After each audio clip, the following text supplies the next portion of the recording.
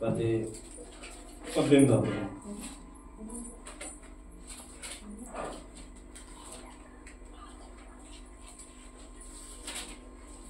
వచనం నుంచి చదువుకుందాం. యెజబెలు యెహోవా ప్రవక్తలను హతము చేయుచుండగా నేను చేసినది నా ఏలిన వాడైన నీకు వినపడినది కాదా? నేను యెహోవా ప్రవక్తలలో 100 మందిని గుహకు ఏవదేసి మంది చొప్పున దాచి అన్నపానములు ఇచ్చి వారిని పోషించితిని. ఇప్పుడు అహాబులను చంపునట్లుగా నీ ఏలిన వారి దగ్గరకు పోయి ఏలియా ఎచ్చట ఉన్నాడని చెప్పుమని నీవు నాకు ఆజ్ఞ ఇచ్చుచున్నావే అని మనవి చేయగా, ఏలియా ఎవరి సన్నిధిని నేను నిలవబడి ఉన్నానో ఇశ్రాయేలు దేవుడైన యెహోవా జీవము తోడు నిజముగా ఈ దినమున నేను అహాబును దర్శించుదునని చెప్పుచున్నాను నేను. అంతటా ఓబద్యా అహాబును ఎదుర్కొనబోయి ఆ వర్తమానమును తెలియజేయగా ఏలియాను కలిసికొనుటకై అహాబు బయలుదేరు. అహాబు ఏలియాను చూచి ఇశ్రాయేలు వారిని శ్రమ పెట్టువాడకు నీవే కావాలని అతనితో అనగా అతడు నేను కాను, యెహోవా ఆజ్ఞలను గైకొనక బయలుదేవతను అనుసరించు నీవును నీ తండ్రి ఇంటి వారు ఇశ్రాయేలు వారిని శ్రమ పెట్టువారని ఉన్నారు. అయితే ఇప్పుడు నీవు ఇశ్రాయేలు వారిని అందరినీ యెజబెలు పోషించుచున్న బయలుదేవత ప్రవక్తలు 450 మందిని అషేరాదేవి ప్రవక్తలైన 400 మందిని నా యొద్దకు కర్మెలు పర్వతమునకు పిలువనొప్పమని చెప్పాను. అహాబు ఇశ్రాయేలు వారందరి యొద్దకు దూతలను పంపి ప్రవక్తలను కర్మేల పర్వతమునకు సమకూర్చాను. ఏలియా జనులందరి దగ్గరకు వచ్చి ఎన్నాళ్ళు మట్టుకు మీరు 2 తలంపుల మధ్య తడబడుచుందురు? యెహోవా దేవుడైతే ఆయనను అనుసరించుడి, బయలుదేవుడైతే వారిని అనుసరించుడని ప్రకటన చేయగా జనులు అతనికి ప్రత్యుత్తరముగా ఒక మాట అయినను పలుకకపోయేది. అప్పుడు ఏలియా యెహోవాకు ప్రవక్తలైన వారిలో నేను ఒకడనే శేషించి ఉన్నాను. అయితే బయలునకు ప్రవక్తలు 450 మంది ఉన్నారు. మాకు 2 ఎడ్లను ఇయ్యుడి. వారు వాటిలో ఒకదాన్ని కోరుకొని దాన్ని తునకలుగా చేసి క్రింద అగ్ని ఏమీ వేయకుండానే దానిని కట్టెల మీద ఉంచవలెను. రెండవ ఎద్దును నేను సిద్ధం చేసి క్రింద అగ్ని ఏమీ వేయకుండానే దానిని కట్టెల మీద ఉంచుదు. తర్వాత మీరు మీ దేవత పేరును బట్టి ప్రార్థన చేయుడి. నేనైతే యెహోవా నామమును బట్టి ప్రార్థన చేయదు. ఏ దేవుడు కట్టెలను తగలబెట్టుట చేత ప్రత్యుత్తరం ఇచ్చానో ఆయనే దేవుడని నిశ్చయించుదమని రెండని ఏలియా మరలా జనులతో చెప్పగా జనులందరూ ఆ మాట మంచిదని ప్రత్యుత్తరం ఇచ్చింది. అప్పుడు ఏలియా బయలు ప్రవక్తలను పిలిచి మీరు అనేకులై ఉన్నారు గనుక మీరే మొదట ఒక ఎద్దును కోరుకొని సిద్ధము చేసి మీ దేవత పేరును బట్టి ప్రార్థన చేయుడి. అయితే మీరు అగ్ని ఏమీ క్రింద వేయవద్దని చెప్పగా వారు తమకు ఇయ్యబడిన ఎద్దును తీసుకొని సిద్ధము చేసి ఉదయం మొదలుకొని మధ్యాహ్నం వరకు బయలా మా ప్రార్థన విలువని బయలు పేరును బట్టి ప్రార్థన చేసి గాని ఒక మాట అయినా ప్రత్యుత్తరం ఇచ్చేవాడు ఎవరు లేకపోగా వారు తాము చేసిన బలిపీఠం వద్ద గంతులు వేయి మొదలుపెట్టింది. మధ్యాహ్నం కాగా చదువుకుందాం. దేవునికి స్తోత్రం. హల్లెలూయా. ఒక అమ్మాయి అంట మందిరంలోకి వెళ్ళిందంట. దీని తర్వాత నేను వాక్యంలోకి వెళ్తాను. ఒక అమ్మాయి మందిరంలోకి వెళ్ళిందంట. మందిరంలోకి వెళ్ళి ఆ పాస్టర్ గారితోని మందిరం అయిపోయి నాకు అంటుందంట, పాస్టర్ గారు ఈ మందిరానికి నేను రాదలుచుకోలేదు అన్న. ఈ మందిరానికి నేను రాదలుచుకోలేదు అంటే పాస్టర్ గారు అన్నట, ఏమి ఎందుకు రాదలుచుకోలేదు అని అడిగినప్పుడు నేను రానండి అని చెప్పిందంట. సార్ సౌండ్ తగ్గినా, నేను రానండి అని చెప్పిందంట. ఎందుకు రావు, ఏమైంది నీకు అంటే అప్పుడు ఆయన అంటున్నాడంట నువ్వెందుకు రావు నాకు తెలియచెప్పొచ్చు కదా అని అడిగాడంట. అంటే అప్పుడు ఆవిడ అంటుందంట, నేను చూస్తూ ఉన్నాను మందిరంలోకి వచ్చి కొంతమంది మొబైల్తో ఆటలాడుతూ ఉన్నారు, కొంతమంది నవ్వుకుంటూ ఉన్నారు, కొంతమంది ఏదేదో చేసుకుంటూ ఉన్నారు, కొంతమంది వారి ఇష్టం వచ్చినట్టు జీవిస్తూ ఉన్నారు. కానీ సేవకుడు చెప్పే వాక్యము ఎవరు సరిగా వినేవారు లేదు అని చెప్పిందంట. ఓ అందుక నువ్వు రానంటున్నావు అని అడిగాడు. అడిగినప్పుడు అప్పుడు ఇవిడ అన్నదట, అవును అందుకే నేను రాని మందిరానికి అని చెప్పిందట. సరే వెళ్లే ముందు ఒక గ్లాస్తో నీళ్ళు తీసుకొని అది చుక్క కూడా నీళ్ళు కిందన పడకుండా తాగు అని చెప్పాడంట. చుక్క కూడా నీళ్ళు కిందన పడకుండా తాగన్నమాట. తాగంటే చాలా నింపులుగా నింపేసి ఇచ్చాడు. ఆ చుక్క కూడా కిందన పడకుండా తాగేసింది. చుక్క కూడా కిందన పడకుండా తాగేసేసరికి అప్పుడు అన్నాడట, చూసారా నేను చుక్క కిందన పడకుండా తాగేశాను అంటే అప్పుడు పాస్టర్ గారు అన్నారట, ఈ తాగేటప్పుడు కనీసం అటు కానీ ఇటు కానీ ఎటు నువ్వు చూడలేదు, అది దాన్ని పట్టుకొని అలా తాగేశావు కాబట్టి చుక్క కూడా కింద పడలేదు. అలాగే నువ్వు మందిరానికి వచ్చినప్పుడు వాళ్ళు ఏం చేస్తున్నారు, వీళ్ళు ఏం చేస్తున్నారు, వీళ్ళేటి ఎలాగున్నారు, వాళ్ళేటి ఎలాగున్నారు అని చూస్తే వాళ్ళు చూసిన పాడైపోయింది నీవు. దేవుడు చెప్తాడు కదా, ఎవరి క్రియలు బట్టి వానికి ప్రతిఫలం ఉంటది. నువ్వు వాళ్ళతోటి వీళ్ళతోటి వాళ్ళు అలా చేస్తున్నారు, వీళ్ళు ఎలా చేస్తున్నారు, వీళ్ళు ఇలా నడుచుకుంటున్నారు, వాళ్ళు అలా నడుచుకుంటున్నారు అంటే వాళ్ళ లోపాలు నువ్వు ఎందుకు చూస్తావు అనేసి అడిగాడు. హల్లెలూయా. చాలా మంది చేసేది అదే. వాళ్ళ లోపాలు ఎదుగుతూ ఉంటారు. వారిలో ఉన్నటువంటి ఆ యొక్క లోపాన్ని మనం చూసినట్లయితే ముందుగా పాడైపోయేది ఎవరో తెలుసా? మనమే పాడైపోతాం. ఎవరు పాడైపోతారు? చూడండి, ఎగ్జామ్ ఒక వ్యక్తి రాస్తూ ఉన్నాడు. ఎగ్జామ్ ఒక వ్యక్తి రాస్తూ ఉంటే, ఎందుకు నేను రియల్గా నా జీవితంలో జరిగింది, నేను ఎగ్జామ్ రాస్తూ ఉన్నాను. నా ముందుని ఒక అబ్బాయి ఉన్నాడు, మంచిగా బాగా చదివేవాడు. వాడు సెకండ్ క్లాస్, నేను సెకండ్ క్లాస్, వాడు ఫస్ట్ క్లాస్. వాడి ముందుని ఇంకో అబ్బాయి ఉన్నాడు. వాళ్ళిద్దరూ మంచిగా చదువుతారు. కానీ వాడిని ఏం అడుగుతున్నాడు అంటే, నాకు ఎగ్జామ్ చూపించవా, నువ్వు రాసింది చూపించవా అని అడిగాడు. అడిగితే ఈ వ్యక్తి ఏం చేశాడంటే ఆ ఎగ్జామ్ చూపించాడు అనమాట. అంటే రాసిన పేపర్ చూపించి వాళ్ళిద్దరూ రాసుకుంటున్నారు. నాకు వచ్చింది నేను రాసుకుంటున్నాను. ఆ తర్వాత తీరా మోసి ఇదంతా దుద్దిన తర్వాత పేపర్ మార్కులు వేస్తారు కదా, అప్పుడు సార్ అన్నారు, ఈ చూపించినోడి కన్నా చూసి రాసి వాడికి మార్కులు ఎక్కువ వచ్చింది. ఇప్పుడు ఈడేమనుకుంటున్నాడు తెలుసా, ఒరే నా దాంట్లో చూసి రాసావు, మార్కులు వస్తే నాకు రావాలి, నీకెందుకు వచ్చే అంటే అప్పుడు మాస్టర్ ఏమన్నాడు తెలుసా, చూపించడము నీ తప్పురా, వాడు తప్పు చేయలే, చూపించడం నీ తప్పు. అంటే దాని అర్థం ఏంటి? దాన్ని మనం అలాగే అర్థం చేసుకోవాలి అంటే, అసలు వాడికి చదువు వస్తే వాడి పేపర్ వాడు రాసుకోవాలి. చూపించినందుకు వాడికి ఎక్కువ మార్కులు వచ్చి వీడు తక్కువ మార్కులు వచ్చి, అవునా? అలా మన జీవితంలో దేవుని సన్నిధికి నువ్వు ఎందుకు వస్తున్నావో దాని మీదే ధ్యాస పెట్టు. దేవుని సన్నిధికి నువ్వు ఎందుకు నడిపించబడుతున్నావో దాని మీదే ధ్యాస పెట్టు. రెండో విషయం, నీకు అనవసరం ఎవరి క్రియలు బట్టి వారికి ప్రతిఫలం ఇచ్చే దేవుడు నీ ముందు ఉన్నాడు. ఎవరికి నువ్వు తీర్పు తీర్చనక్కర్లేదు. హల్లెలూయా. ఎవరిని నువ్వు తీర్పులోనికి తేనక్కర్లేదు. ఎవరిని నువ్వు పట్టించుకోకు. నీవు సరిగా ఉన్నావా? ఇప్పుడు నేను సరిగా ఉన్నానో లేదో నేను తెలుసుకోకుండా ఇంకొకరికి నేను ఒరే నువ్వు అలా చేయడం తప్పుడు అన్నాను అనుకో, వాడు నాలో ఏదో లోపం చూసి నన్ను ఏమంటాడు, నువ్వు చేయలేదా? ఇప్పుడు తండ్రి ఉన్నాడు అనుకో, తండ్రి తాగుబోతుడయ్యి ఒరే నువ్వు శుభ్రంగా ఉండరా నాన్న అంటే తండ్రి మాట వింటాడు కుమారుడు లేదా కుమార్తె? వింటదా? ఎలాగంటది? వాళ్ళ లోపం పెట్టుకొని వీరికంటే ఎవరు చేయగలరు? ఏమనలేదు. హల్లెలూయా. ఎందుకంటే మనం దేవుడు ఏమన్నాడంటే, నేనే తీర్పు తీర్చడానికి ఈ లోకానికి రాలేదు. ఇంకో విషయం చెప్తా. ఒక అమ్మాయి కాయగూరలు అమ్ముతావు, నువ్వు కాయగూరలు కొనుక్కోవడానికి వెళ్ళావు. చిన్న రైతు బజార్కి వెళ్తుంటావు కదా, నువ్వు కాయగూరలు కొనుక్కోవడానికి వెళ్తావు. కాయగూరలు కొనుక్కునే నీవు అమ్మ వైపు చూస్తావా, నువ్వు కొనుక్కుని కాయగూరల వైపు చూస్తావా? కదా, నీకు ఏ కాయగూరలు నచ్చాయో అవి పట్టుకొని వెళ్ళిపోతావు.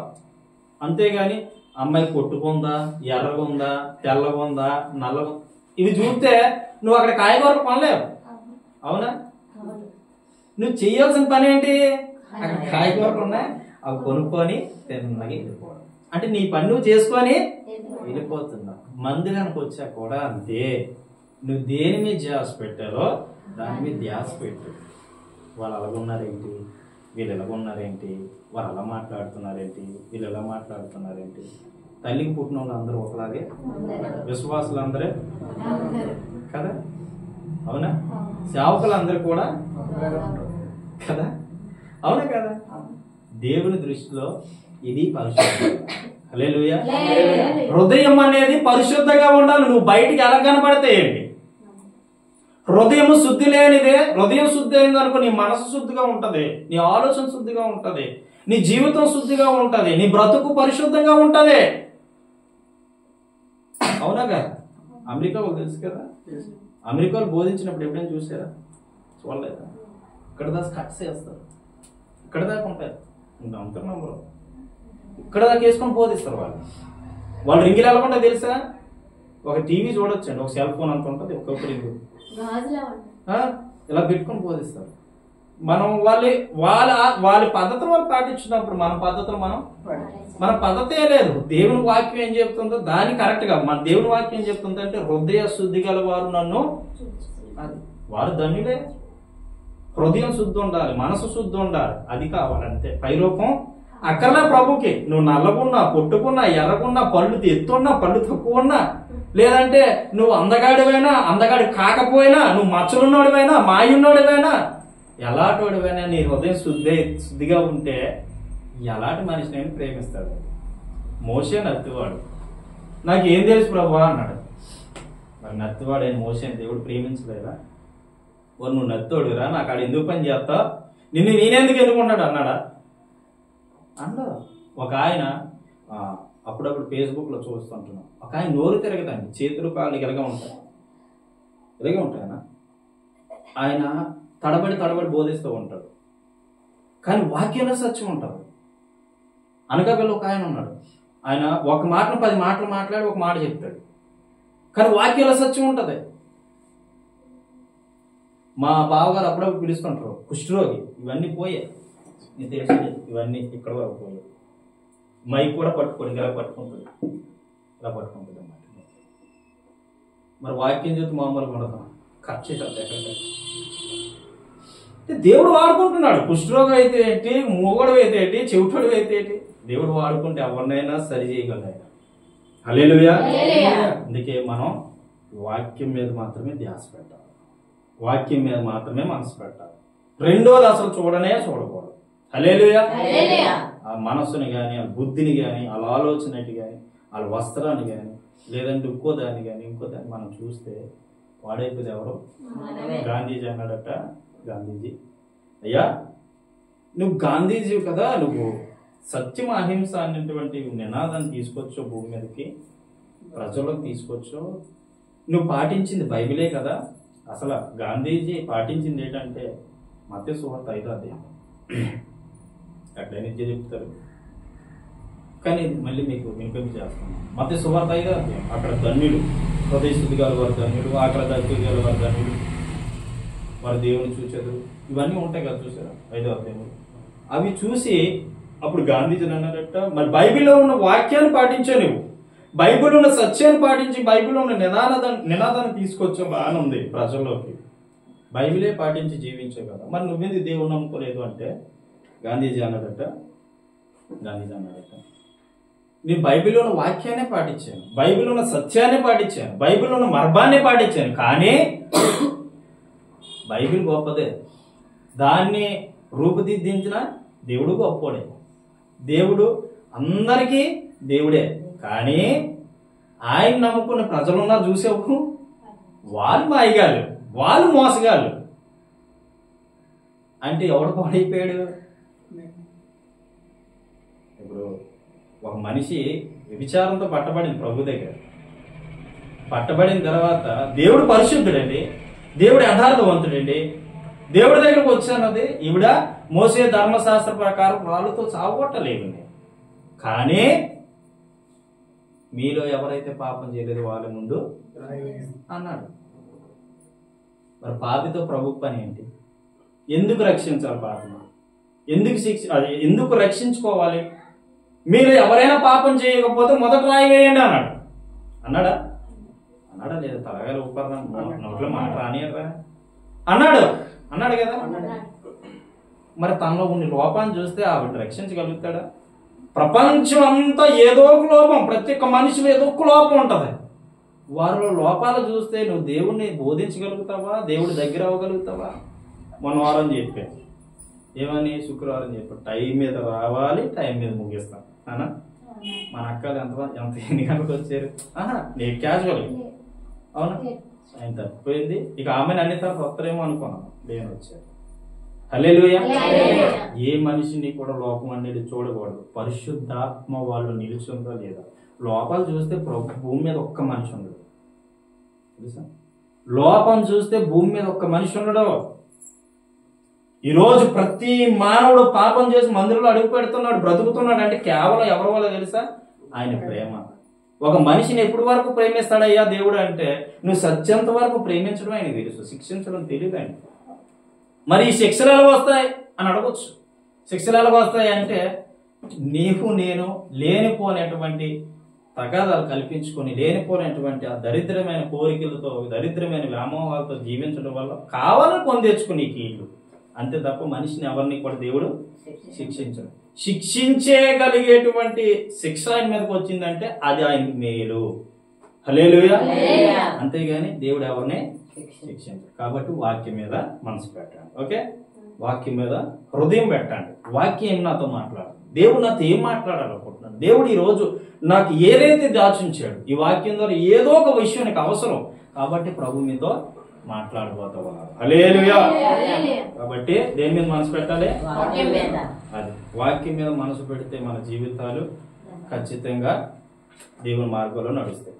వాక్యం మీద కాకుండా బోధించినోడు అలాగొన్నాడు ఏంటి, పొట్టోడు పొడుగోడు నల్లగా ఉన్నాడు, వీడు పాస్టరేనా అనుకుంటాడేమో. చెప్తాడా? అయ్యి లెక్క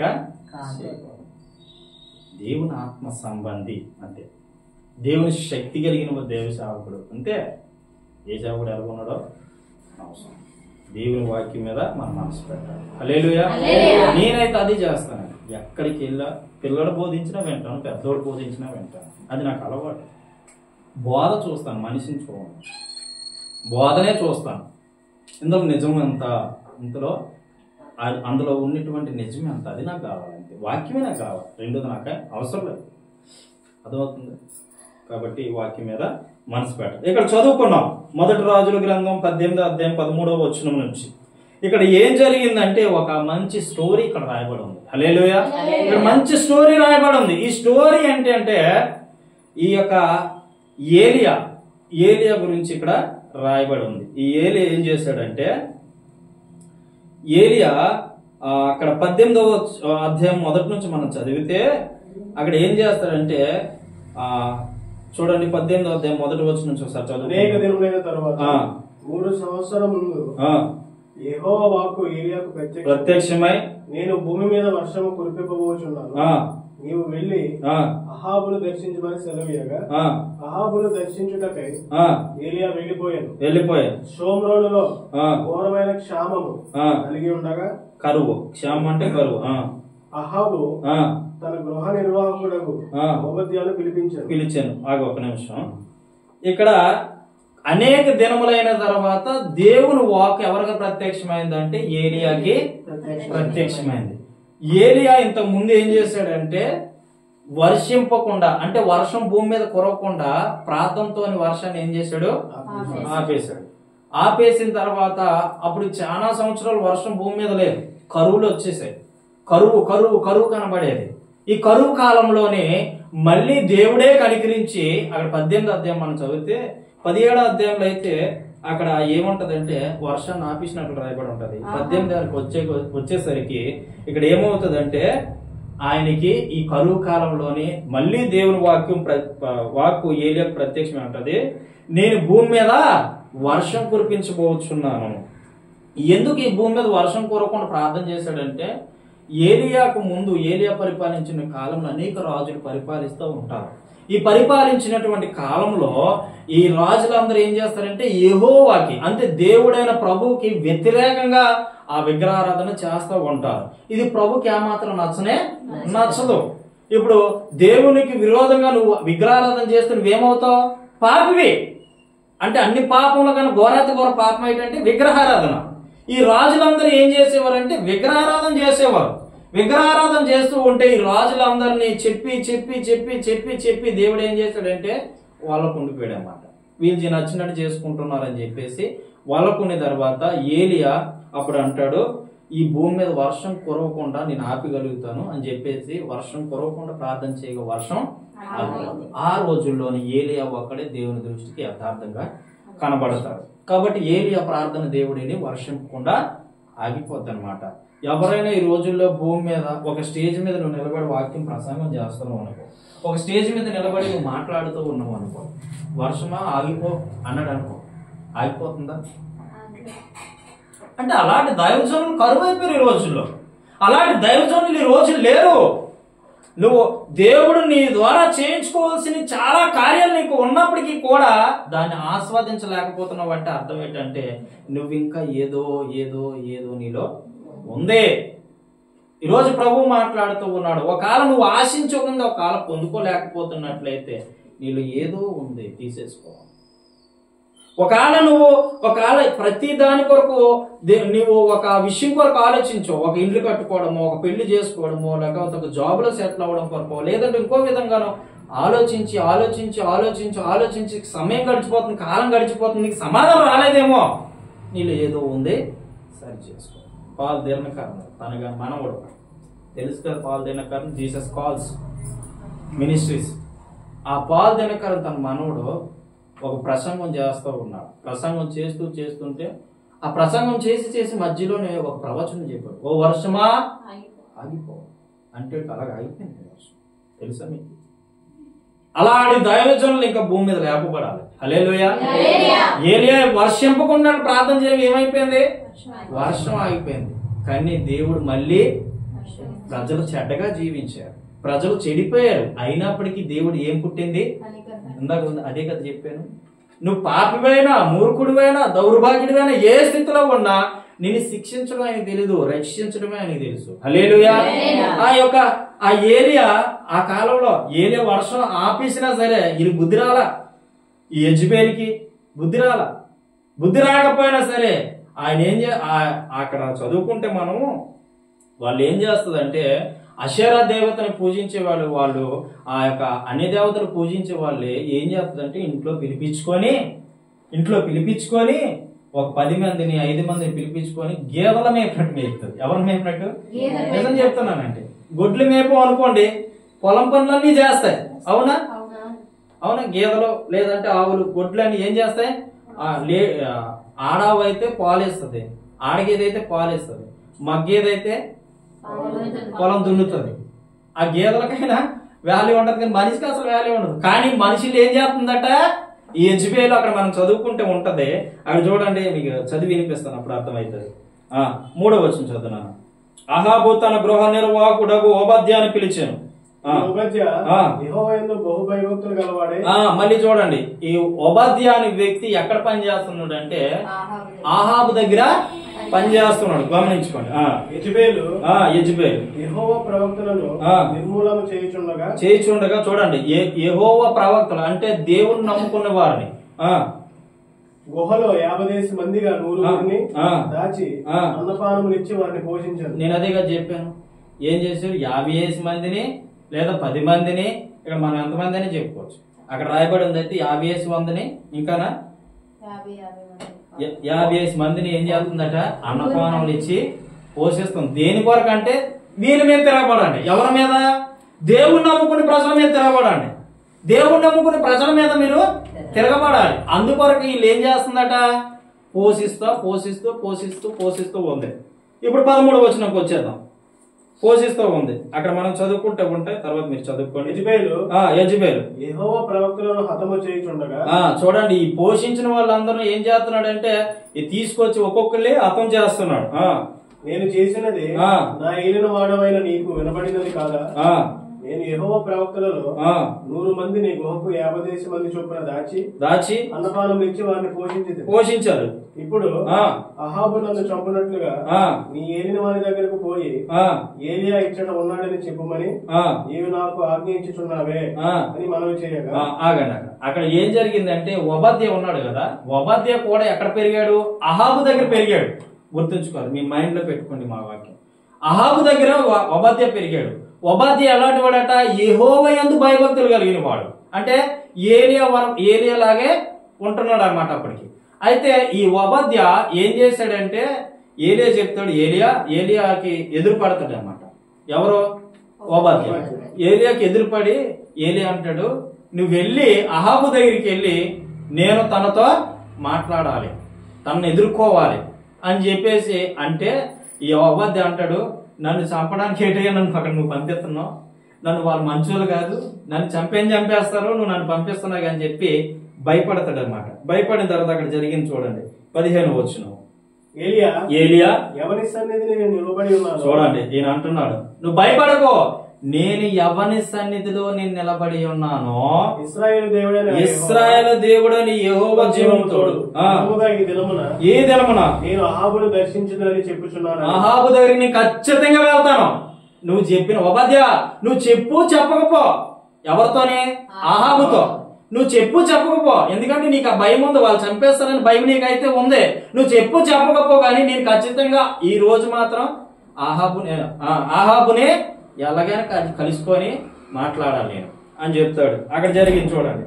అంతటా ఒబద్య అహాబుని ఎదుర్కొనబోయి ఆ వర్తమానమును తెలియజేయగా ఎలాగో భయంతో వెళ్ళాడు. మొత్తానికి అహాబుకి ఈ మాట చెప్పాడు. ఏలియాను కలుసుకొనుటకే అహాబు బయలుదేరను. ఈ మాట చెప్పంగానే ఇంకా అహాబు వచ్చేస్తున్నాడు. ఎవరి మీదకి? ఏలియా మీదకి. ఎలాగొచ్చేస్తున్నాడు చూడండి. ఒక శత్రువు ఎలాగొస్తాడు?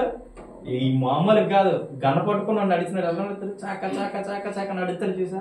అలాగ వచ్చేస్తున్నాడు. వచ్చిన తర్వాత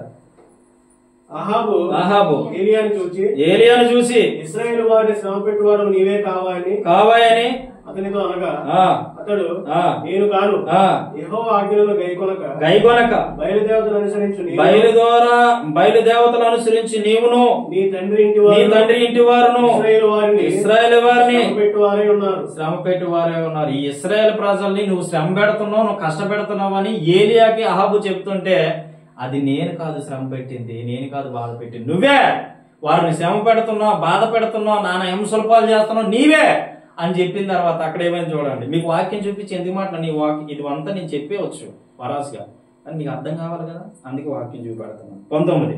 అయితే ఇప్పుడు నీవు ఇశ్రాయేలు వారందరినీ యెజబెలు పోషించున్న బయలు దేవతల ప్రవక్తలు 450 మందిని, అషేరాదేవి ప్రవక్తలైన 400 మందిని నా యొద్దకు పర్వతమునకు చెప్పాను. ఇక్కడ చూడండి ఏం జరిగిందంటే, అయితే అప్పుడు ఏలియా అంటాడు అహాబుతోని, నీవు ఇప్పుడు ఇశ్రాయేలు వారందరినీ ఎక్కడ పిలుచుకురమ్మంటున్నాడు? నువ్వు ఇశ్రాయేలు వారినే కాదు, నువ్వు ఎవరినైతే 50 మందిని పోషిస్తున్నావు వారందరినీ కూడా కర్మేలు అనే పర్వతంలో తీసుకురమ్మని చెప్తున్నాడు. హల్లెలూయా. తీసుకురమ్మని చెప్పాడు, పిలవమని చెప్పాను. అహాబు ఇశ్రాయేలు వారందరి వద్దకు దూతలను పంపి ప్రవక్తలను కర్మేలు పర్వతమునకు సమకూర్చాను. చూసావా? అప్పుడు ఈ అహాబు దగ్గర పనిచేసే వాళ్ళందరినీ మన వాళ్ళందరినీ తీసుకురండి అని చెప్పేసి ఈ యొక్క అహాబు తన యొక్క దగ్గర పనిచేస్తున్న, అంటే దూతలు అని అక్కడ సంబోధించాడు, తన దగ్గర పనిచేస్తున్న పని వాళ్ళే పంపించాడు. 21. ఏలియా జనులందరి దగ్గరకు వచ్చి ఎన్నాళ్ళు మట్టుకు మీరు 2 తలంపుల మధ్య తలబడుచుందురు. ఇక చూడండి ఇప్పుడు చెప్తాడు, వాళ్ళందరూ కర్మేలు పర్వతానికి సంకోచపడ్డారు, అందరూ ఒక దగ్గర ఉన్నారు. ఎంతమంది? 450 మంది. ఇది మంచి మ్యాటర్ అంటే మీకు చాలా స్పష్టంగా దేవుడు మాట్లాడుతున్నాడు, అర్థం చేసుకోండి. వీళ్ళందరూ ఎక్కడ పిలిచాడు? ఇప్పుడు కరిమేలు పర్వతానికి పిలిచాడు. మీరు ఎన్నాళ్ళు 2 తలంపుల మధ్య, వినండి ఇక్కడ చాలా ఇంపార్టెంట్ విషయం. ఎన్నాళ్ళు 2 తలంపుల మధ్య ఉంటారు? మీకు దేవుడు కావాలా, దయ్యం కావాలా? కదా, దేవుడు కావాలి కదా. ఇప్పుడు చూడండి, ఒక సముద్రం ఉంది, సముద్రం మీద 2 పడవలు వేసుకొని వెళ్తున్నారు. ఇదొక పడవ, ఈ పడవ మీద ఈ కాలు, ఈ పడవ మీద ఈ కాలు వేసుకొని పడవ వెళ్తా ఉంది. ఏమవుతావు నువ్వు? పడిపోతే ఏమవుతావు? మునిగిపోతే 2వ దినాన్ని టక్కన లేచిపోతుంది. ఏడిది కదా. అంటే మనిషి కూడా అంతే, 2 తలంపుల మధ్య ఎవరైతే జీవిస్తారో, అటు లోకము ఇటు దేవుడు, అటు లోకము ఇటు దేవుడు జీవించిన వాళ్ళు ఎలాగుంటదంటే మనశ్శాంతి ఉండదు, నెమ్మది ఉండదు, సుఖం ఉండదు, నిద్ర ఉండదు, తిండి ఉండదు. వీళ్ళు ఏం చేయాలో వీళ్ళకి అర్థం కాదు. వీళ్ళు ఏ తలంపులు కలిగిన వాళ్ళు? రెండు తలంపులు కలిగిన వాళ్ళు. అటు దయ్యాన్ని విడిచిపెట్టరు, ఇటు దేవుణ్ణి విడిచిపెట్టరు. అమ్మో దేవుడు లేకపోతే బ్రతకలేని అంటారు. ఈ దయ్యం దగ్గరికి వచ్చేసి అమ్మో దయ్యం లేకపోతే అంటారు, కానీ అది అలాగనిపిస్తుంది. హల్లెలూయా. కాబట్టి ఆ దయ్యాన్ని విడిచిపెట్టరు, ఇటు దేవుణ్ణి విడిచిపెట్టరు. అమ్మ రెండు తలంపులు కానీ ఉంటే తీసేసుకోండి. అర్థమవుతుందా? ఒకటే, ఒక పడవ మీద సురక్షితంగా ఒడ్డుకి చేరగలరు. చప్పట్లు కొట్టాలి. ఒక పడవ మీద ప్రయాణించు సురక్షితంగా ఏమవుతా? ఒడ్డుకి చేరగలుగుతావు. హల్లెలూయా. ఒక పడవ మీద వెళ్ళాలి. నీ గమ్యం చేరాలనుకుంటే ఒక పడవ మీద. ఈ గమ్యం అనే మార్గము పరలోకానికి దారి తీస్తుంది. అదే రెండు పడవల మార్గం నట్టి నడు సముద్రం నేను ముంచేస్తుంది. గమనించు, రెండు తలంపుల మధ్య ఎప్పుడు ఎవరు జీవించకూడదు. ఇక్కడ అదే చెప్తున్నాడు ఏలియాకి, ఆహాబుతో చెప్తున్నా. ఆహాబు పిలిపించినటువంటి అశేరా దేవతను పూజించినటువంటి 450 మందితో చెప్తున్నాడు, మీరు ఎన్నాళ్ళు రెండు తలంపుల మధ్య జీవిస్తారు, ఎన్నాళ్ళు రెండు తలంపుల మధ్య బ్రతుకుతారు. బ్రతికిన తర్వాత ఏమైంది చూడండి దాని పరిస్థితి. చదవాలి. యెహోవా దేవుడైతే ఆయనను అనుసరించుడి, బయలు దేవుడైతే వారిని అనుసరించుడి. ఇక్కడ చూడండి గమనించు. మీకు యేసుక్రీస్తు ప్రభు దేవుడైతే మందిరానికి రండి అంటే అక్కడ చెప్పింది అది కాదు, కానీ నేను మీతో చెప్తాను. మీకు యేసుక్రీస్తు ప్రభు కావాలంటే మందిరానికి రండి. ఒకవేళ అన్ని దేవతలు కావాలంటే కొబ్బరికాయ ఊదొత్తులు పట్టుకొని. అదవుతుందా? ఇక్కడ అది చెప్తున్నాడు. ఎవరితోనే? ఆ బయలు ప్రవర్తనతో చెప్తున్నాడు. మీకు యెహోవా దేవుడైతే ఏమన్నాడు అన్న చదువు ఒకసారి. మీకు యెహోవా దేవుడైతే ఆయనను అనుసరించు. మీకు ఎవరిష్టమో.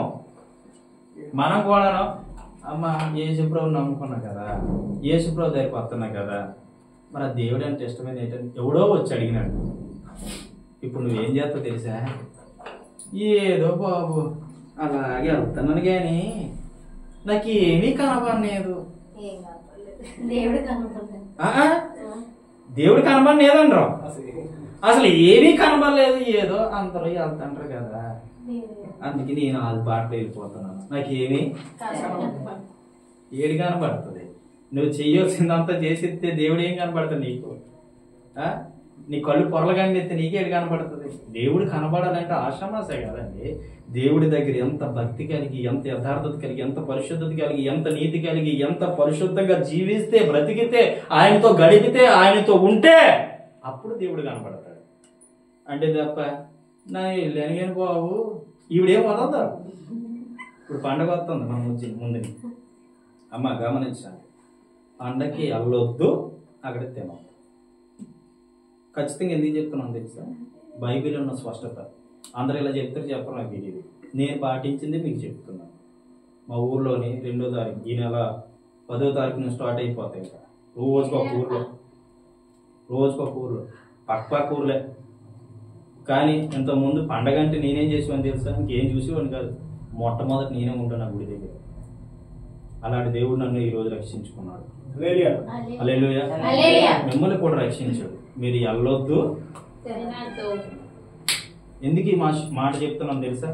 ఎందుకు ఈ మాట చెప్తున్నానంటే, వెళ్ళడం వల్ల ఇబ్బంది, వెళ్ళిన తర్వాత మనం చెయ్యలేదు కానీ తినే ఏమంటారు, మనం చెయ్యలేదు, తింటే తప్పేమొచ్చింది, అల్లయి తినొద్దులే, ఏటి అక్కడ ఎట్ని అవి తినొద్దు కానీ వండుకున్నాం కదా, ఏదో వచ్చు మరి నలుగురికి ఎడుతున్నాం కదా మీకు కూడా. ఇప్పుడు దొంగతనం చేసినోడు తేలిలా దొంగతనం చేసినా నీకు తెలిసి అగ్గి ఎందుకు చేయడతావు? హల్లెలూయా. దానికంట మూలలో కూర్చొని మంచినీళ్ళు దాటి కూర్చుండదు అంత గొప్పం లేదు. నిజమంటారా కదా? గమనించండి. హల్లెలూయా. ఇప్పుడు యెహోవా ప్రవక్త అయితే, యెహోవా దేవుడైతే యెహోవాని మొక్కు, లేదంటే బయలుదేవత అయితే బయలుదేవత మొక్కు. నేను రక్షింపబడక ముందు నాతో ఒక దైవదాసుడు మాట్లాడాను. నువ్వు నిజంగా దేవుడిని మనసారా కొలిస్తే, నిజంగా దేవుడిని కావాలంటే, అసలు దేవుడు అంటే నాకు తెలియదు ఆ రోజు, నీకు నిజంగా దేవుడు కావాలంటే దేవుడి దగ్గరే ఉండు. ఎందుకంటే దేవుని క్రిస్టియన్, నేను పుట్టిన క్రిస్టియన్, పుట్టినగా నుంచి క్రిస్టియన్. కానీ అసలు లేదు, లోపల శుద్ధి లేదు, మారు మనసు లేదు, పాపాలు ఒప్పుకునే మనసు లేదు. మరి హృదయం శుద్ధి లేకపోతే దేవుడు ఏమంటాడండి? దేవుడే ఆలకేస్తాడండి, నీ ముఖం వైపు కూడా చూడడం. హృదయం శుద్ధి లేకపోతే నిజమా కాదు? ముఖం వైపు చూడాలన్నా హృదయం శుద్ధి ఉండాలి. నిన్ను గమనించాలన్నా నువ్వు జనాభా లెక్కలో ఉన్నావో లేదో ఆధార్ కార్డు బట్టి చెప్పొచ్చు, కానీ దేవుని దృష్టిలో ఉన్నావో లేదో అని ఎవడు చెప్పలేడు. కానీ ఒకే ఒక ఆయన చెప్పగలడు, ఆయన ప్రభు అయిన క్రీస్తు. హల్లెలూయా. నువ్వు ఆయన దృష్టిలో ఉన్నావో లేదో అనడానికి కారణం నువ్వు ప్రభుతో గడిపితే ఆయన దృష్టిలో ఉన్నావో లేదో నీకు అర్థమైపోతుంది. హల్లెలూయా. అందుకే గమనించు, గుర్తించు. దేవుడి మీతో మాట్లాడినప్పుడు మనం హృదయం చేసుకోవాలి, సరి చేసుకోవాలి. కాబట్టి ఆ రోజు దేవుడు నాతో మాట్లాడినప్పుడు నీకు దేవుడు కావాలంటే దేవుడి దగ్గర ఉండు, కానీ లోకం కావాలంటే వెళ్ళిపో అన్నాడు. అంతే. ఆ ఒక్క మాట నన్ను పట్టుకుంది, ఆ ఒక్క మాట పట్టుకుంది, ఇంతవరకు నిలబెట్టింది. హల్లెలూయా. కాబట్టి ఇప్పుడు దేవుడు కావాలా, దెయ్యం కావాలా? దేవుడే కదా కావాలి. అవునా? మనకి దేవుడే కదా కావాలి. మన దేవుడు కావాలి కాబట్టి దేవుడి దగ్గర నమ్మకంగా ఉండాలి. మరి వీళ్ళ సంగతి ఏమైందో చూద్దాం రండి. జనులు అతనికి ప్రత్యుత్తరము ఒక్క మాట పలకకపోయేది. ఈయన చూసారు ఎంత మూర్ఖులో. ఈయన ఏం చెప్తాడో నెత్తి నోరు బాదుకొని, బాబు నీకు దేవుడే ఏనా యెహోవా అయితే ఇటువైపు రండి, ఒకవేళ బయలు ప్రవక్తలు కావాలంటే అటువైపు వెళ్ళండి అంటే వీళ్ళు ముద్దపప్పు తినేసి కదలలేని మనుషుల్లాగా తిరగుండిపోండి అంతే. ఈయన మొత్తుకుంటుండవు. ఇప్పుడు చూడండి, నేను చెప్తాను దేవుడు పని ఆడు చేసుకుంటాను. అవునా? వినండి. వీళ్ళు ఏం చేసే కదలలేదు. ఈ ఏరియా ఏం మొత్తుకుంటాడు? నీకు యెహోవా కావాలంటే ఇటువైపురా, లేదంటే అన్ని దేవతలు కావాలంటే అటువైపు వెళ్ళు అని చెప్తున్నాడా? మరి వీళ్ళు ఎటువైపు వెళ్ళారు? ఒక మాట కూడా పలకలేదట, ఒక మాట కూడా పలకలేదు. ఇలాంటి వాళ్ళు ఎక్కడైతే 7 ఏండ్ల శ్రమలో ఉండిపోతారు. గమనించి, అటు దేవుడికి చెందుకుంటా, ఇది ఇటువైపు వీడికి చెందుకుంటా మధ్య నుండి పోతారు. చూసావా? మధ్యని ఈ మధ్య నుండి పోయి 7 ఏళ్ళ శ్రమలకు పోలైపోతారు. బైబిల్ చెప్తుంది స్పష్టంగా.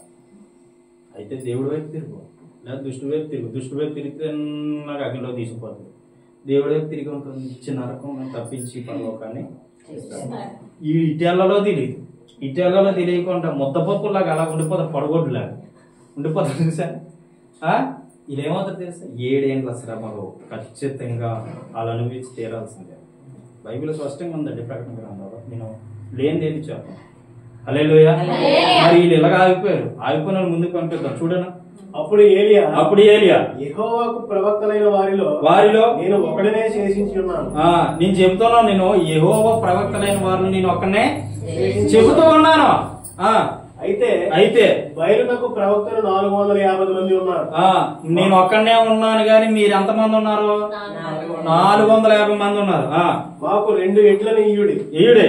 వారు వాటిలో ఒక దాన్ని కోరుకొని దాన్ని తునకలుగా చేసి క్రింద అగ్ని ఏమీ వేయకుండానే ఉంచవలెను. రెండవ ఎద్దును నేను సిద్ధము చేసి క్రింద అగ్ని ఏమీ వేయకుండానే దానిని కట్టెల మీద ఉంచుదు.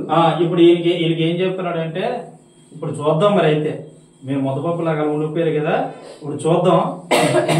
మీ దేవుడు గొప్పవాడు, మా దేవుడు గొప్పవాడు తెలిసిపోవాలి. ఇంకా ఈ రోజుతోనే నీ దేవుడు గొప్పడైతే నీ వైపు నేను వచ్చేస్తాను, నా దేవుడు గొప్పడైతే మీరు అందరూ నా వైపు వచ్చేయాలి. హల్లెలూయా. ఇటువంటి సవాల్ చేసే దైవజనులు ఈ లోకంలో ఉన్నారా? వాడెవడో కరోనా సీజన్ అంటాడు, ప్రార్థన చేయగా కళ్ళు వచ్చేస్తున్నాయి, ప్రార్థన చేయగా నడిచేస్తున్నారు, ప్రార్థన చేయగాను దయ్యాలు పారిపోతున్నాయి, మరి ప్రార్థన చేయగా కరోనా ఎందుకు పోలేదు అంటుండే. కరోనా ఎలా పోతారా నాయన? అసలు దాన్ని తీసుకొచ్చిందే దేవుడే.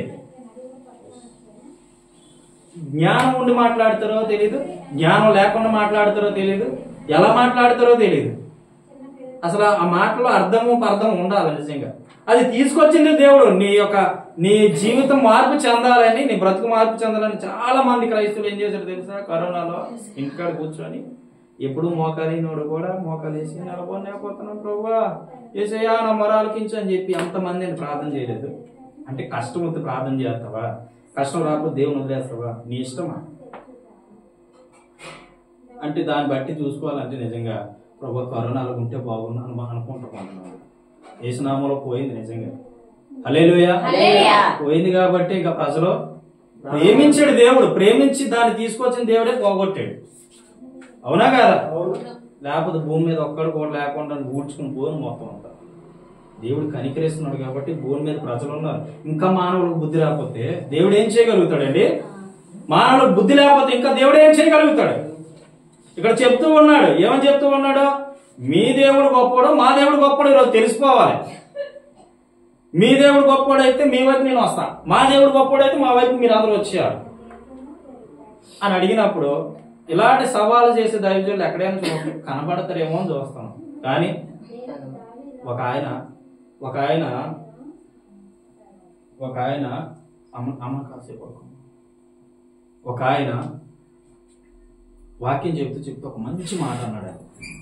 ఏం మాట అన్నాడంటే, క్రిస్మస్ జరిగించుకుంటున్నారు పర్వాలా, కుడికి పెట్టుకుంటున్నారు పర్వాలా, బిర్యానీలు వండుకొని తింటున్నారు పర్వాలా, ఇల్లు డెకరేషన్ చేసుకుంటున్నారు, ఒళ్ళు డెకరేషన్ చేసుకుంటున్నారు లేదు కొత్త బట్టలు. దాన్ని బట్టి ప్రభు యొక్క నామం మహింపరచబడుతుందా అని అడిగాడు. పడుతుందా? దేవుడి యొక్క నామం మహింపరచబడుతుందా? ఓ పండగ వస్తే బట్టలు కొనేస్తావు, ఇల్లు శుభ్రం చేసేస్తావు, ఊరు శుభ్రం చేసేస్తావు, ఎప్పుడో పాడైపోయి మాసిపోయిన గిన్నెలు కూడా ఏం చేస్తావు? తోన్ చేసేస్తావు, క్లీన్ చేసేస్తావు. అన్నీ క్లీన్ చేసిన దానివి మరి నీ హృదయం క్లీన్ గా ఉందా నేను చూసుకోవాలి కదా. నీ మనసు క్లీన్ గా ఉందా? దాన్ని బట్టి నువ్వు చేసిన ఆరాధన బట్టి దేవుడు సంతోషిస్తున్నాడా, దేవుడు ఆనందిస్తున్నాడా అంటే లేదు. చాలా మంది జీవితాలు నీ భక్తిని బట్టి దేవుడు ఆనందిస్తున్నాడు బిడ్డ. నీ భక్తిని బట్టి దేవుడు సంతోషిస్తూ ఉన్నాడా? నీ భక్తిని బట్టి దేవుడు గొప్పగా నా బిడ్డ నన్ను మహింపరుస్తుందని ఏ రోజైనా సంతోషం కనబడిందా దేవుని దృష్టిలో? లేదే. ఈరోజు ఎందుకు క్రిస్మస్ అంటే నీ సంతోషం కొరకు మాత్రమే. క్రిస్మస్ దేనికంటే మన సంతోషం కొరకు మాత్రమే. పెద్ద రేడియేటివ్ సౌండ్ ఎట్టి హల్లెలూయా స్తుతిమయం అంతే, అయిపోయింది. ఇంకా రోజు కూడా ఎవరి జీవితాలు మారుతున్నాయి వాక్యం చెబుతుంటే, ఎవరి మనసు మారుతుంది? ఆ వీధిలో ఉన్నాడు ఎప్పుడైనా మారుతున్నాడా ఈ వాక్యం బట్టి? లేదంటే నువ్వు ప్రార్థన పెట్టుకున్నందుకు నీ జీవితం మారితే నీ జీవితాన్ని బట్టి ఇంకొక మార్పు చెంది మందిరానికి వస్తున్నారా? లేదే. మరి ఎలాగ దేవుడు నాకు నామం మహింపరచబడుతుంది? అందుకే ప్రార్థన చేస్తున్నాడు డైలీగా, ప్రభువా ఏలియా వంటి సేవకులు లేపో, ఎలీషా వంటి సేవకులు లేపో, దావీదు వంటి సేవకులు లేపో, దానియేలు వంటి సేవకులు లేపో, ఈ భూమి మీద అలాంటి ప్రవర్తన మేము చూడాలి అనేటువంటి ప్రార్థన డైలీగా నేను చేస్తా ఉన్నాను. హల్లెలూయా. చెయ్యండి ప్రార్థన. సేవకులు, సరైన సేవకులు లేపబడాలి. ప్రాఫిట్ మన ఎవరంటే భజేందర్ సింగ్, మీకు తెలుసో లేదు, కాల జ్ఞానం చెప్తాడు ఆయన. భజేందర్ సింగ్ ఈ సంవత్సరంలో ఒక ప్రవచనం చెప్పాడు. ముంబైలో భూకంపం రాబోతా జరగబోతా తెలుసా? అంతకుముందు చెప్పాడు బాలీవుడ్లో ఒక బలమైనటువంటి యాక్టర్ చచ్చిపోతాడు. ఆయన చెప్పినట్టు చచ్చిపోయాడు. అలాంటి సేవకులు భూమి మీద రావాలి, ఇంకా లేపబడాలి. హల్లెలూయా. అలాంటి దరిద్రులు మనల్ని దేవుడు వాడుకున్నప్పుడు ఎందుకు వాడుకోడండి దేవుడు? ఎందుకు వాడుకోడు? వాడుకుంటాడు ఆయన నిలబడితే. హల్లెలూయా. కాబట్టి ఇక్కడ ఏం జరిగిందంటే ఇలాంటి సేవకులు లేపబడాలి అని చెప్తూ ఉన్నారు. ఇటువంటి రోషం కలిగిన దైవజనులు లేపబడాలి. వాళ్ళే లేపబడం కాదు, మీలో కూడా లెగాలండి. హల్లెలూయా. సంఘంలో అలాంటి వారు లేచుదురుగా చేస్తున్నాము. లేవాలి, మేల్కోవాలి. దేవుడు అంటే రోషం పుట్టాలండి. దేవుడు అంటే అభిషేకంతో నింపబడాలి. పవర్ హోలీ స్పిరిట్ తో నింపబడాలి. నువ్వు ఎక్కడికి వెళ్తే దేవుని ఆత్మనితో రావాలి. దేవుడు అంటాడు, ఎవరినంటే మోషే అంటాడు, మోషే నువ్వు పలానా ఏరియా వెళ్ళు, పలానా దగ్గరికి వెళ్ళంటే మోషే అంటాడు, ప్రభువా నీ సన్నిధి నాతో వస్తేనిగా నేను. ఎంతమంది ఇలా ప్రార్థన చేస్తూ ఉన్నారు?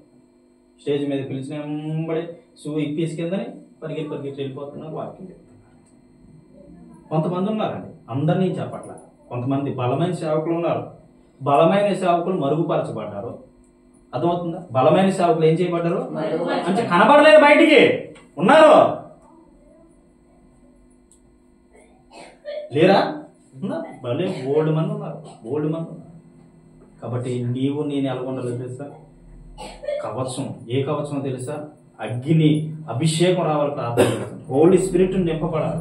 హోలీ స్పిరిట్ నీలో రావాలి. నీ దేవుని ఆత్మ నిన్ను తాకుతూ ఉండాలి. దేవుని శక్తిని పొందుకుంటూ ప్రతి దినం వదిలితో ఉండాలి. అప్పుడు మనక ఈ బ్రదర్ వచ్చి ఏం చెప్పాడు చెప్పండి. నీలో ఒక ఏలియాను చూశాను నేను. హల్లెలూయా. లేదా మీరు అందరూ ఆలకించారా లేదా? ఆలకించారా? అంటే దేని ద్వారా చెప్పగలిగాడంటే దేవుడు నా ద్వారా చెప్పినటువంటి విషయాలు. దేవుడు నన్ను నాకు ఆ శక్తిని, ఆ సామర్థ్యతని, ఆ అభిషేకాన్ని దేవుడిచ్చి నాతో మాట్లాడబట్టే ఆయన అంత గొప్పగా ఫీల్ అయ్యాడు కదా. నిజంగా అలాంటి దైవజనులు ఉంటే ఇంకెంత ఉంటుందండి. హల్లెలూయా. గమనించాలి, గుర్తించాలి. అటువంటి అభిషేకము, అటువంటి స్టాండ్ అయిన బ్రతుకు, అటువంటి దేవుని కొరకు రోషంగా బ్రతికే బ్రతుకులు ఈరోజు లేపబడాలి. అటువంటి సేవకులు లేపబడాలి. సంఘాల్లో విశ్వాసులు లేపబడాలి. సేవకులకే ఉండక్కర్లా పవర్, విశ్వాసకని దేవుడు ఇస్తాడు నమ్మకంగా ఉంటే. హల్లెలూయా. ఎవరికైనా ఇస్తాడు ఆయన. నువ్వు నమ్మకంగా బ్రతుకు అన్న. చూడండి తరువాత మీరు మీ దేవత పేరును బట్టి ప్రార్థన చేయుడి. నేనైతే యెహోవా నామమును బట్టి ప్రార్థన చేయుడి. ఇప్పుడు ఏం చెప్తున్నాడు?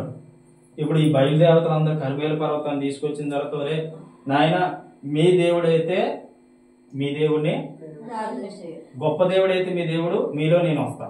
మా దేవుడు గొప్పడైతే మాట తప్పకూడదు, మీరందరూ నా వైపు రావాలి అని సవాల్ చేసాడు. ముందు ఏం చేసిరాడు? సవాలు చేసిరాడు. మన జీవితం ఏముండాలో తెలుసా? దేవుడు గొప్పవాడు, నేను రుజువుపరచగలడు అనేటువంటి సవాలు ఎదుర్కోవాలి. హల్లెలూయా. ఎదుర్కోవాలండి సవాలు. దేవుడు ఉన్నాడు, నేను రుజువుపరచగలను అనేటువంటి టాలెంట్ ఎక్కడి నుంచి సంపాదించుకోవాలంటే ఒక ప్రభువు నుంచి. అది ఎలాగో తెలుసా? మోకాల మీద కష్టపడితే. హల్లెలూయా. అక్కడ చెప్తున్నాడు రా, మీ దేవుడు గొప్పడైతే మీ దేవుళ్ళు గొప్ప, నా దేవుడు గొప్పడైతే నా దేవుళ్ళ కొద్దిగా. అయితే ఆ తర్వాత మీరు మీ దేవతలను పేరును బట్టి ప్రార్థన చేయండి. ఏమంటున్నాడు? ముందు ఛాన్స్ ఎవరికి ఇచ్చాడు? వాళ్ళకే.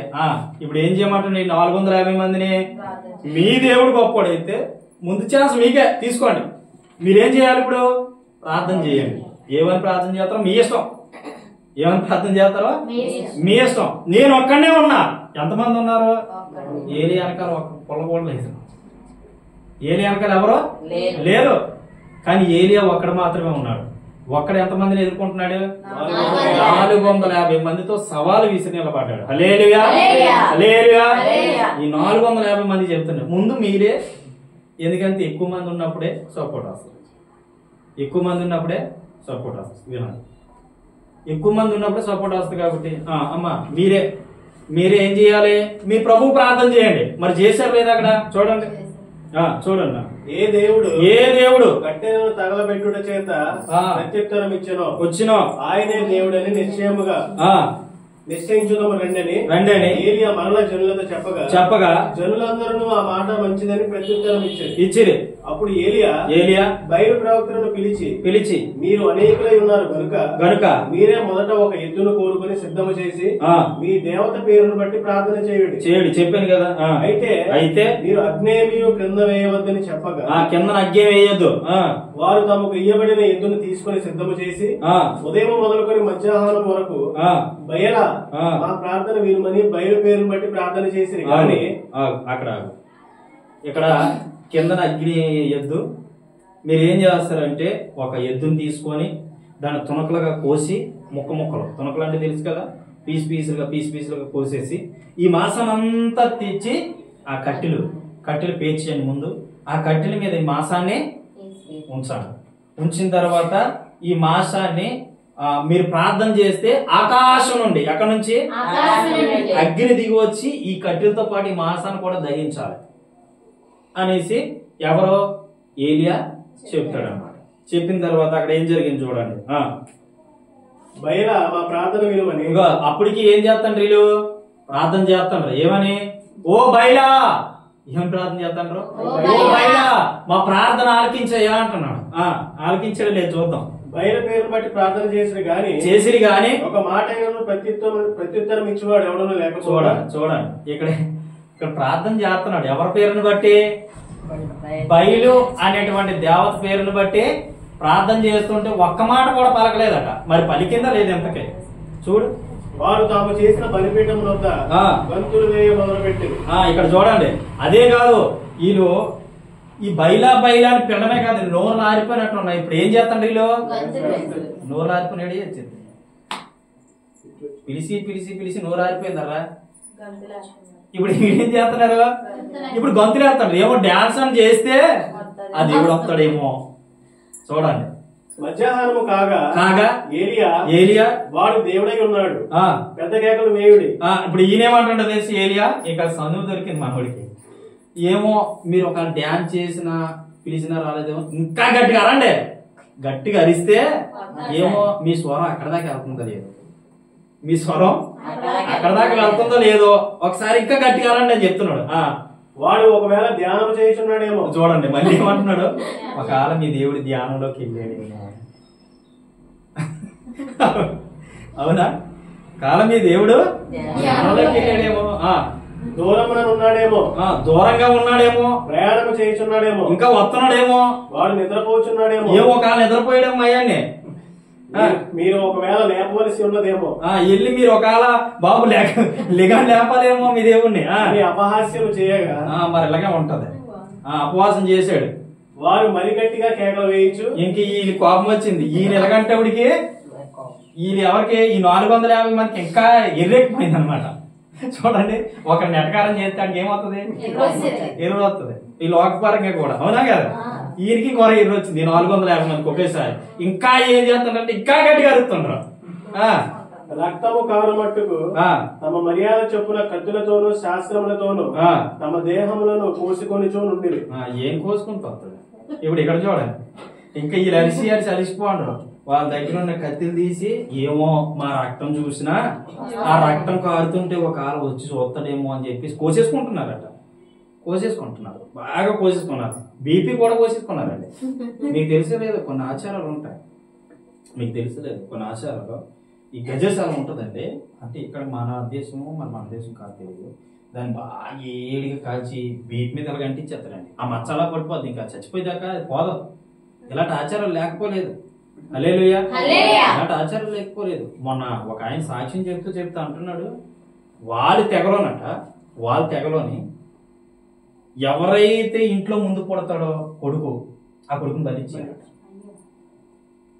ఎవరైతే ముందు పుడతారో పెద్దోన్నాడు బలిచ్చేయాలట. బలిచ్చిస్తే ఎవరైనా కొడుకుని బలిచ్చి తల్లిదండ్రులు ఏం చేయాలి? ఏడాలి. కానీ ఆ బలిచ్చిన కొడుకుని ఆ ముండము కింద పడిపోయి ఆ తలకాయ పైకి లేచిపోతే వీళ్ళట చూసి ఆనందిస్తారట, సంతోషిస్తారట, గంతులేస్తారట. ఆ తెగలు అలగట.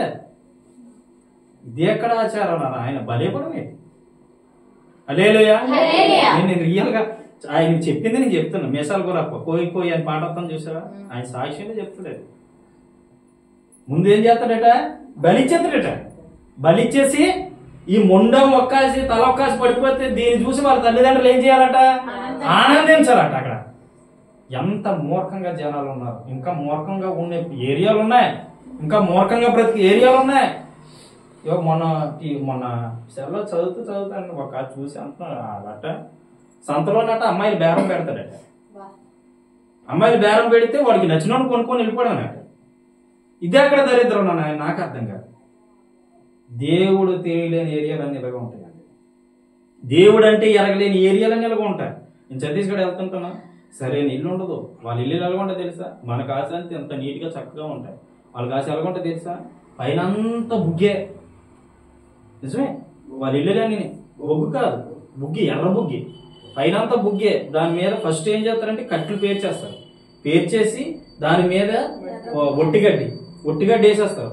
ఒట్టిగడ్డి మీద ఇంత దలసన మట్టి వేస్తారు, ఎర్ర మట్టి. మనకు కాస్త కంకిరి అంటాం.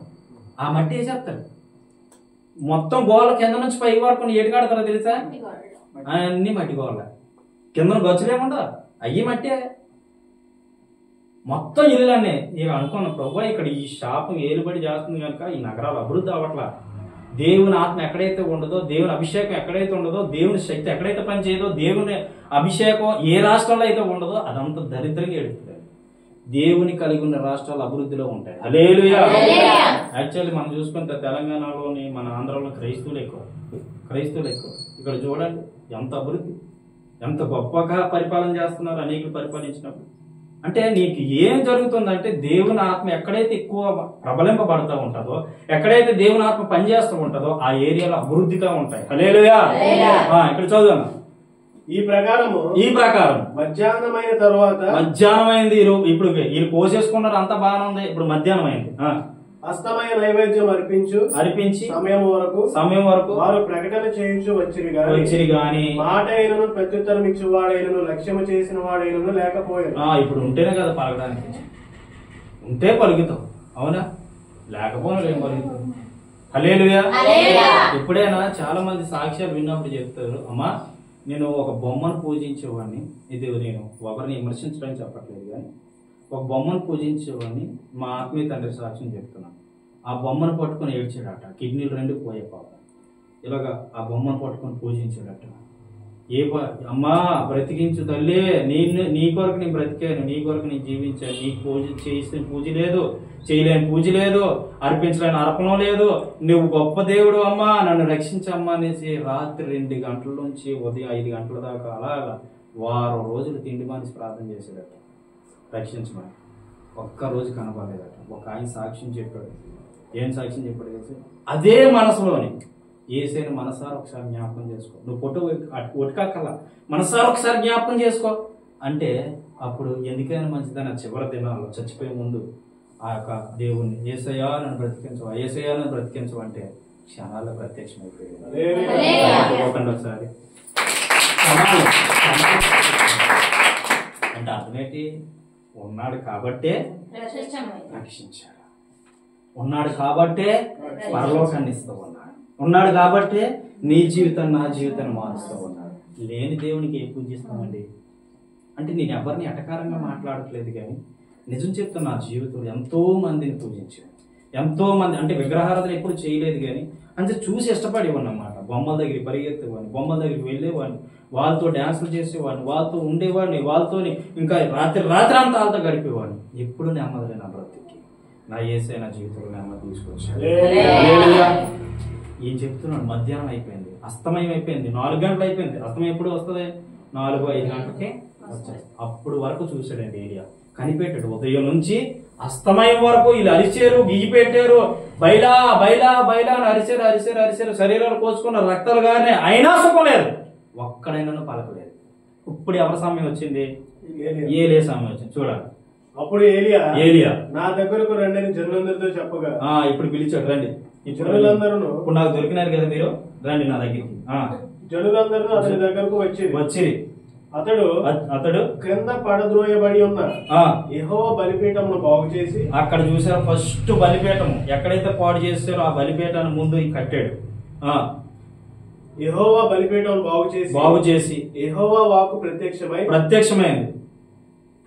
నీ నామము ఇశ్రాయేలునని వాగ్దానము నొందిన యాకోబు సంతతి గోత్రముల లెక్క చొప్పున 12 రాళ్లు తీసుకొని ఆ రాళ్ల చేత యెహోవా నామమున ఒక బలిపీఠము కట్టించి, ఫస్ట్ ఏం చేశాడంటే కొన్ని రాళ్ళు 12 రాళ్ళు తీసుకొని బలిపీఠం కట్టి దాని చుట్టూ 2 మానికల గింజలు పట్టునంత లోతుగా కందకం ఒకటి త్రవ్వించి, అంటే కందకం అంటే ఏంటి?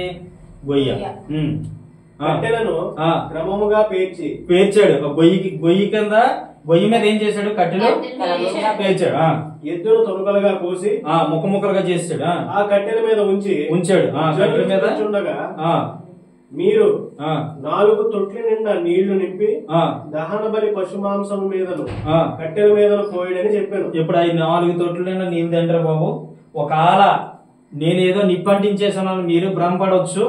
కాబట్టి మీరు చూస్తూ ఉండగానే 4 బాణాలలో నీళ్లు తెచ్చి ఆ నీళ్లు ఈ కట్టెల మీద దీని ఉన్న మాంసం మీద మొత్తం తడిపియండి.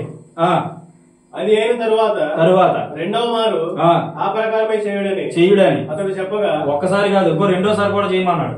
వారు రెండవ మారును అలాగే చేశారు. మూడో మారును చేయడనగా వారు మూడో మారును చేసి ఇక పుల్లుగా తడిపినారండి. ఇక 3 సార్లు తడిపినారు.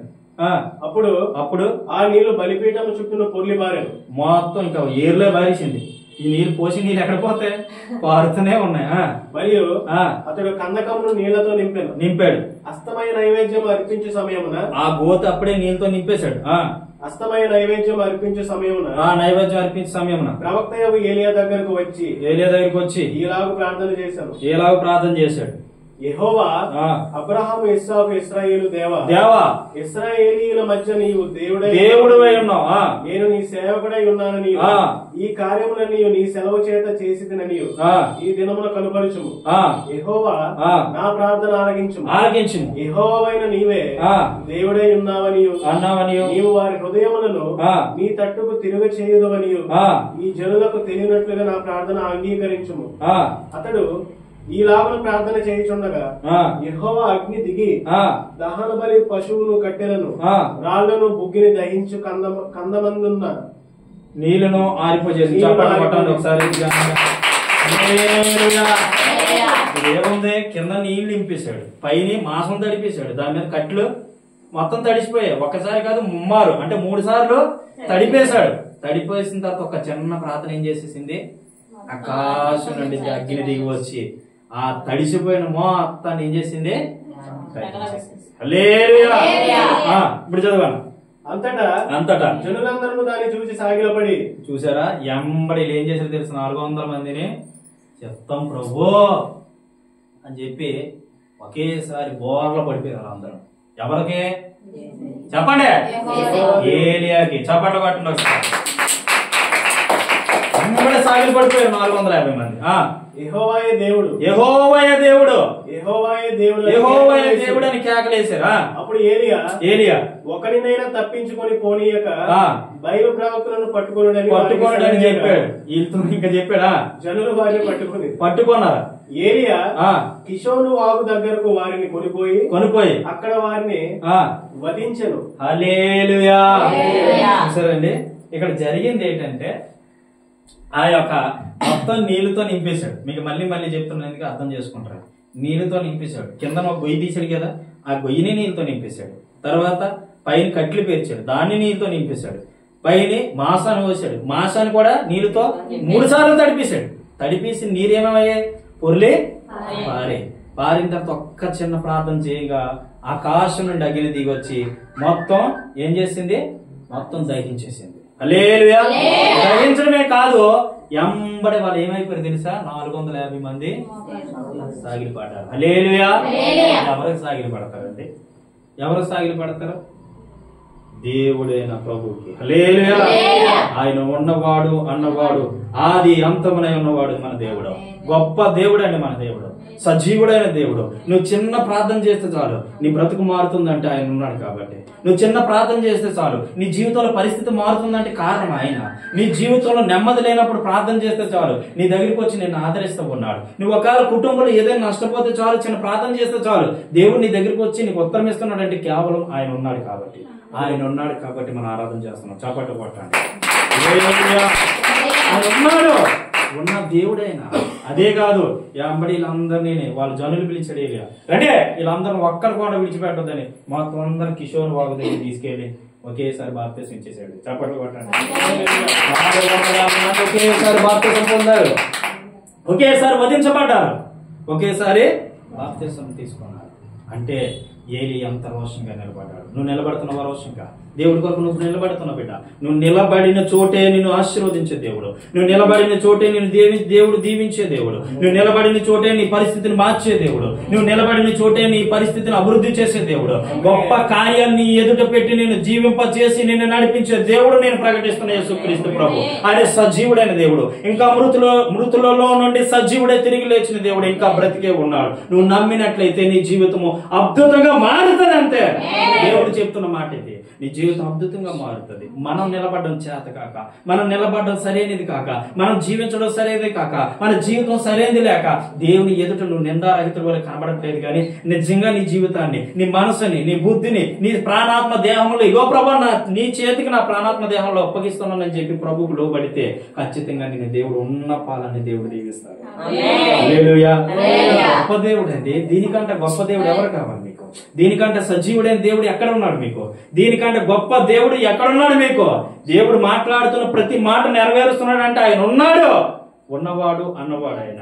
హల్లెలూయా. ఆది అంతమనే ఉన్నాడు దేవుడు ఆయన.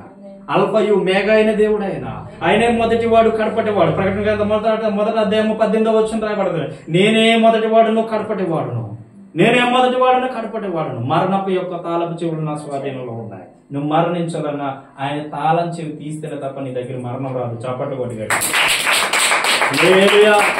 ఏమనుకుంటున్నా ప్రభు అంటే? అసలు నువ్వేమని జీవిస్తున్నావు నాకు అర్థం కావట్లేదు. ప్రభు ఉన్నాడని నువ్వు నమ్మితే నీ జీవితం ఆశ్చర్యము. ఒక పువ్వు చూడండి వికసించినట్లు నీ జీవితం అయిపోద్ది తెలుసా?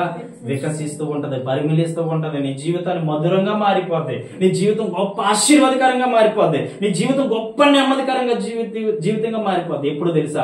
యేసయ్య నీ హృదయంలో ఉన్నప్పుడు, యేసయ్య నీ మనసులో ఉన్నప్పుడు, యేసయ్య నీతో ఉన్నప్పుడు, యేసయ్య నీలో జీవించినప్పుడు, యేసయ్య నీతో బ్రతికినప్పుడు. ఎప్పుడు నీతో యేసయ్య బ్రతుకుతాడో తెలుసా? నీ మనసుని, నీ హృదయాన్ని ప్రభుకి ఇచ్చేసి, ప్రభు నాదేమీ లేదు, ప్రభు ప్రతిదీ నీ చిత్తం నా జీవితంలో జరిగించు అని ప్రభుకు మనసారా నువ్వు లోబడిపోతే, సరెండర్ అయిపోతే ప్రభు నేను వాడుకోవడానికి ఇష్టపడతా. సరెండర్ అవుతావా? దేవుని దగ్గర యథార్థంగా, పరిశుద్ధంగా, ఏ పాపం లేని వాడిగా, అసలు ఏ పాపం ఎదిగినా కనబడకూడదండి దేవుని దృష్టిలో.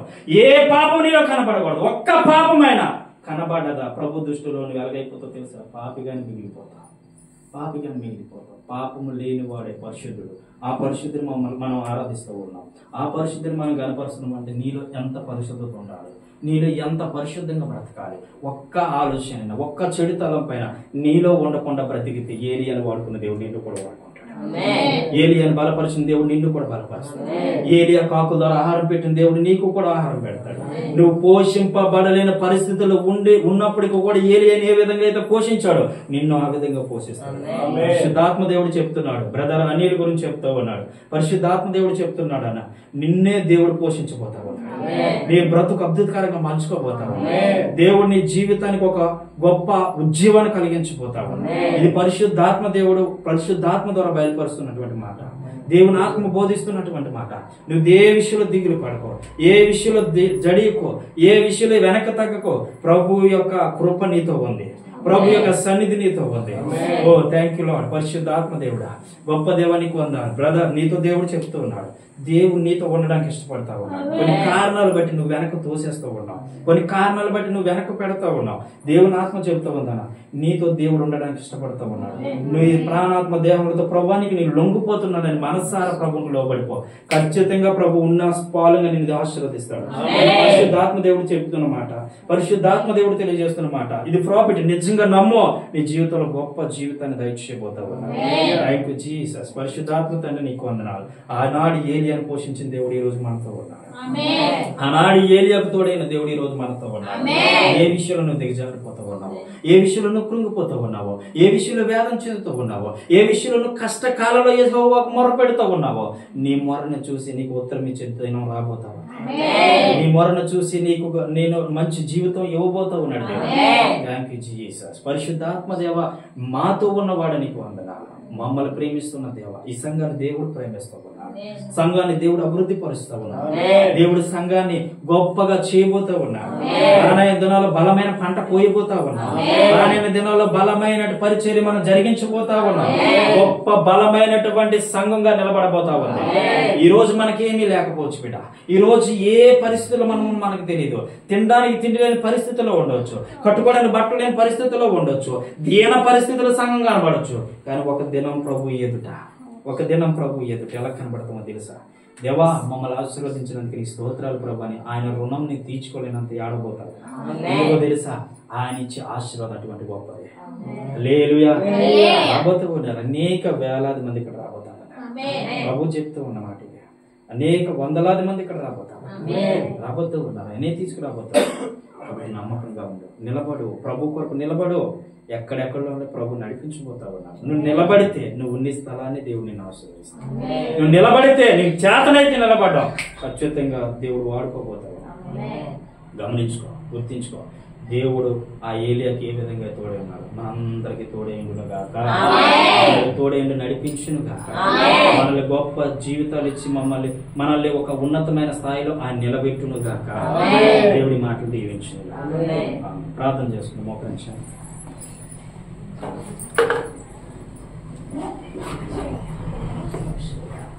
మోకరించండి.